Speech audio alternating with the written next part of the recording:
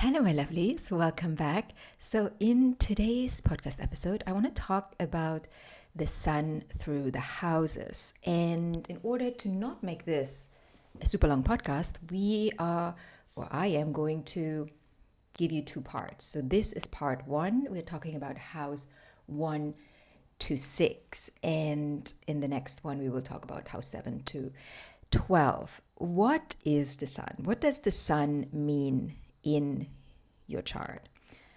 Well, the sun represents the core of your identity, not your identity per se. Everything in your chart points to that, but it's the core, the nucleus. And it also tells us about your vitality and where you shine the brightest. A lot of you often ask me how I look at a chart, like what house system I use. And I use the whole sign house system first. But I always layer on top of it Placidus, well, generally Placidus. Sometimes I use others, but generally Placidus. I do that to get a more detailed perspective, I would say, and a better understanding. But I always use whole sign first, never the other one. It's never the other way around. Because for me, whole sign or the whole sign house system is the basis. It's the foundation. The other house system is particularly valuable if you are a late rising sign. So if you have your rising sign in a later degree, then the chart will look completely different. For me, for example, I'm a rising sign in 25 degrees. So when I look at my chart from a whole sign perspective, I get a certain chart with planets and points in certain houses. And when I look at it in Placidus, like literally everything changes. Obviously I have the same ascendant, but all of my planets are in different houses when I look at it in Placidus. And I always layer that on top. It gives me and others, if someone else looks at it, a more detailed understanding of me, like a deeper understanding. You go a little bit in the nitty gritty. But again, the foundation is whole sign.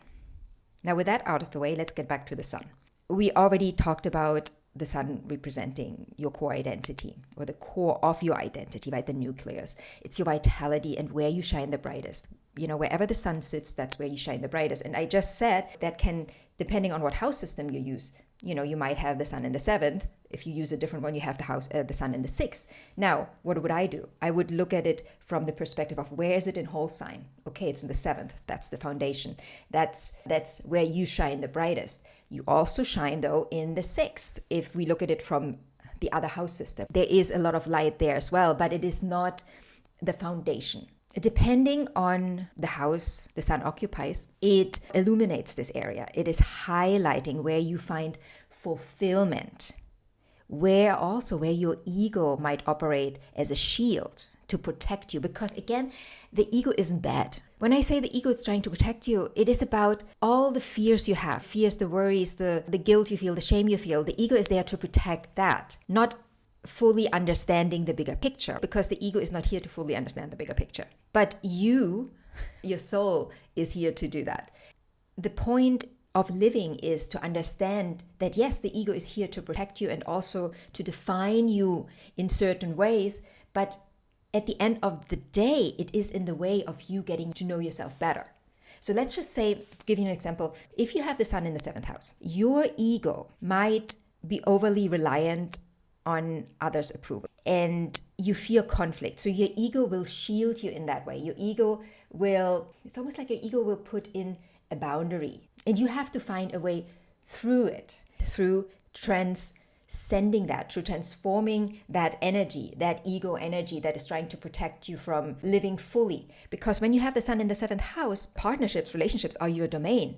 But you also at the same time might resist it, might shy away from it, you might protect yourself. And when you are in a relationship, the sun might try to do everything to be seen, to be heard. If that ego is highly developed, if there's a lot the ego is trying to protect here. You also will have the fear of conflict in relationships, so you will move through the relationship probably in a bit of a manipulative way. Again, if the ego is highly developed. If you work through things and you calm down the ego, you dismantle it and you dissolve it, that's when you will truly, truly shine in relationships, in romantic relationships, but also in business relationships. One-on-one relationship, you will truly shine once you get that ego in quote unquote check, which is not really a good expression, but we hear that all the time, get your ego in check. Well, but no, you're not getting it in check. You're transmuting it, you're dissolving that energy. Because the energy is just there to protect you. You want to have compassion for that part of you, because that's the only way to really, truly dissolve it, to let it go, and then deal with what is actually behind that ego, or what that ego is trying to protect. Now, I already said that depending on what house the sun is in, it highlights where you find fulfillment and where you radiate, right? Where you are at your best. I'm sure at this point you want to know, you want to go deeper into the houses, so let's dive right in. The sun in the first house, the born leader. So where do you shine? So with the sun in the first house, your identity and self-expression are front and center. You naturally exude confidence and charisma, and others are just drawn to your vibrant energy, right? You draw the people in because you shine so brightly. So leadership, individuality, and also, I would say, a pioneering spirit define your approach to life. Now, the potential ego challenges are, well, the ego might become overly attached to how others perceive you, and also how you perceive the other. So if you feel ignored or undervalued, you may overcompensate by seeking constant attention and approval. Right? That's where the energy of arrogance comes in. The ego can be really big here in terms of it really shows up. People really see it. Like in certain houses and areas, the ego, it is there, right? If it's developed to protect yourself there, it will be there, but the world doesn't necessarily see it. But if it's in the first house, the world will see it. In the 10th house, it's very, very obvious too. Also in the 7th house, specifically, your partner will see it or will feel it and sense it. So your lesson here is learning to balance your self-assurance with humility. So you are the born leader, period, at the end. But how do you express it? Do others really want to follow you? Yes, you draw them in, but then how are you behaving? Are you behaving in a way where people feel like they can trust you, they really want to follow you, they want to be guided by you? Right? That is your sun lesson in life. Every energy, every planetary energy has a lesson. We already talked about Saturn last week. And for the sun, the lesson in the first house is, finding some sort of balance between you and the others, the way they see you. But remember also the first house is the lens through which you look at life. Now, the ascendant, our ascendant sign, which is most likely, depending which house system you use, again, in the same sign. So the ascendant is like a filter. And so all energies are being seen through that filter by you and also by others. So when you have the sun here, there isn't really a filter. It's just bang, it's there because it's the same energy. So you really have a big responsibility here for yourself, but also for others, because others want to trust you because the way you draw them in. And then what's happening there once they're there. So take this responsibility serious. Now, the sun in the second house, the builder. Where do you shine? Well, the second house sun focuses on self-worth, values, material security, and with it comes finances.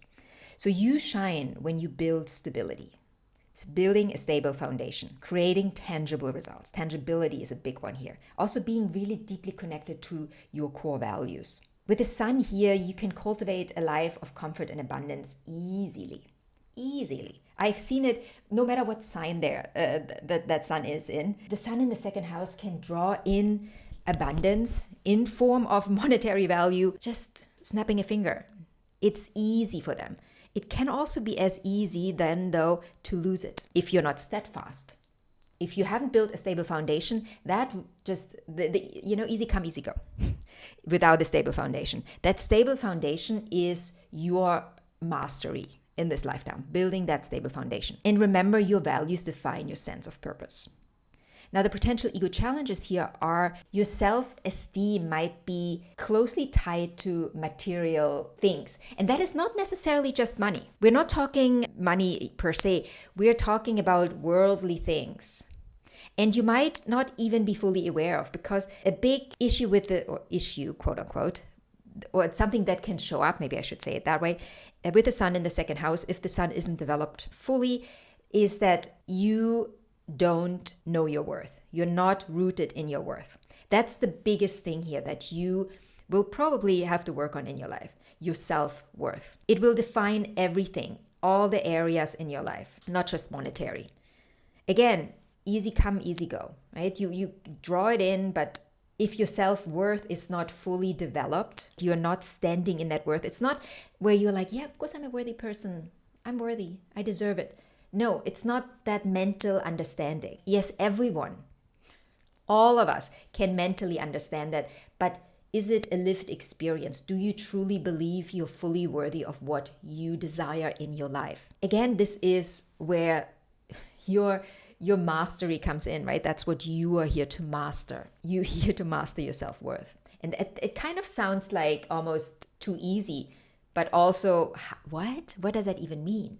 Well, it means you being connected. Let's base it on your family, your children. If you haven't developed stability in your relationship with your partner, right? 8th house, the things you've built with your partner. If you haven't built that on stable ground, you will feel easily threatened.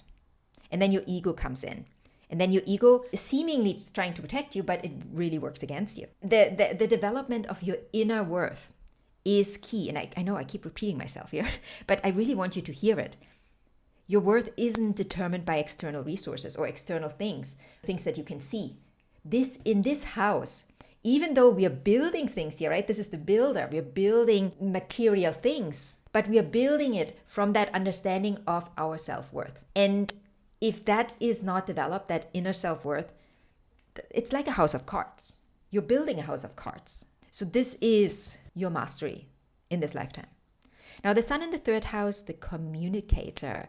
Where you shine? Well, communication, learning, and curiosity are your playground. You thrive when it comes to expressing ideas, sharing knowledge, and fostering connections. You're most likely very popular in your surrounding, in your social circle. You know, you're here, there, and everywhere. You know everyone, and you connect the people. You know who could work well with who. You just bring the people together. And your natural curiosity inspires others to explore new perspectives. Now, your potential ego challenges, they are related to being right. So your ego might become attached to that I am right persona, or also being the smartest in the room. So overloading yourself with information to prove your value can lead obviously to burnout. And you're advised to focus on listening just as much as on, what you have to say. Finding that balance here, because the sun just wants to talk. The sun just wants to shine, right? So you just want to shine. You want to communicate. You want to bring the people together. You have a lot to say. But again, take a step back and ask yourself, what is really valuable for you and others? Is it really important to be the smartest one in the room? In my opinion, in my own school of thought, if you're the smartest person in the room, you are in the wrong room. The thing though is that you're often the smartest. That you got to understand though that who are you going to learn from? So once in a while, put yourself in situations where you're not the smartest, where you can learn from others. This is also a placement of a teacher, like a natural born teacher.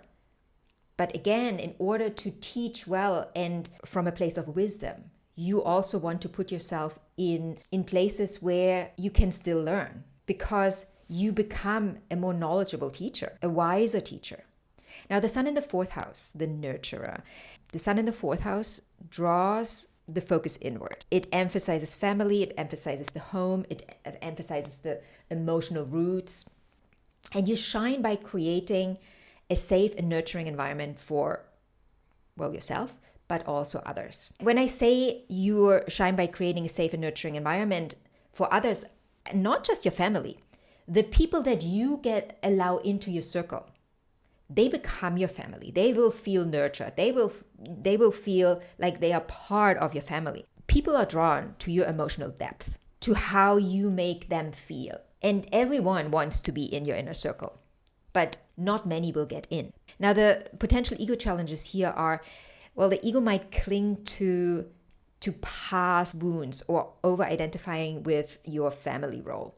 Family in general can be a big ego issue here, where you haven't resolved things within you, you haven't adjusted, you haven't adapted to being your own person. You're very tied to what happened in the past. You haven't worked through that. You haven't transformed it. And that's when the ego comes in. And the ego comes in terms of overprotectiveness as a defense mechanism, right? You're protecting yourself. Make sure you are grounded in what you truly believe, what you truly want in life, what you want to build, and understand where that sentiment comes from that you have. Is it built on something healthy, or is it built on something you were taught, but it is holding you hostage? And again, I'm not saying let go of your family if you have a beautiful, happy, loving, caring family. I'm just saying be aware of, in your past, what wasn't working, what wasn't nurturing, what wasn't truly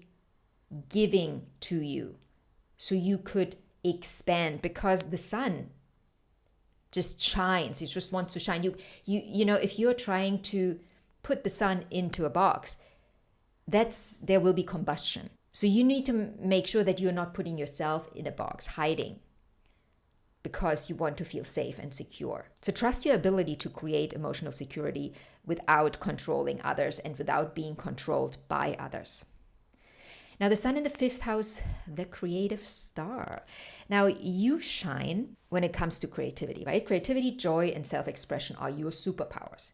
You thrive in environments where you can showcase your talents, inspire others, and live with passion. The sun here often indicates an affinity for arts, children, and romance. And I see this with Leos as well, because obviously the sun is ruled or is ruling the sign of Leo. So if you are a Leo and you're listening to this, this is true for you too. It expresses itself slightly differently if you don't have it in the 5th house, but this energy is present.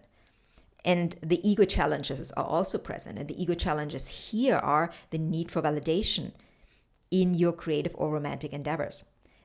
They can make you overly dependent. They can make you overly dependent on other people and the applause that you get from them.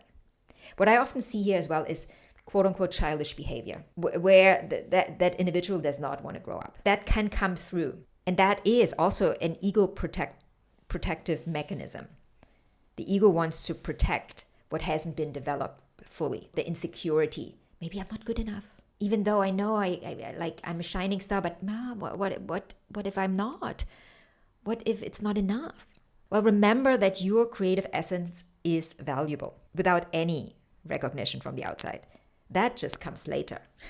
That's just a bonus. You know, that people love what you're doing and that they also benefit from what you're doing, right? They get something from it. But that's not why you do what you do.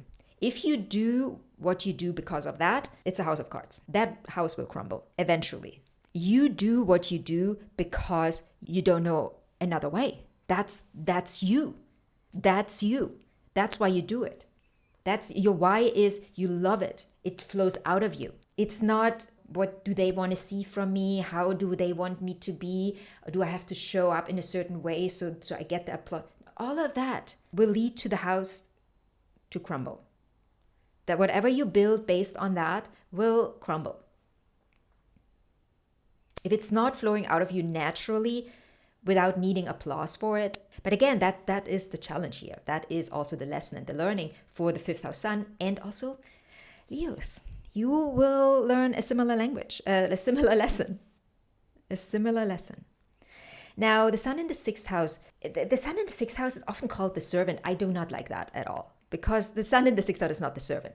For me, the sun in the 6th house is a leader, but it is leading in service, servicing others, but leading it. You're not following it. The sun in the 6th house is not a follower.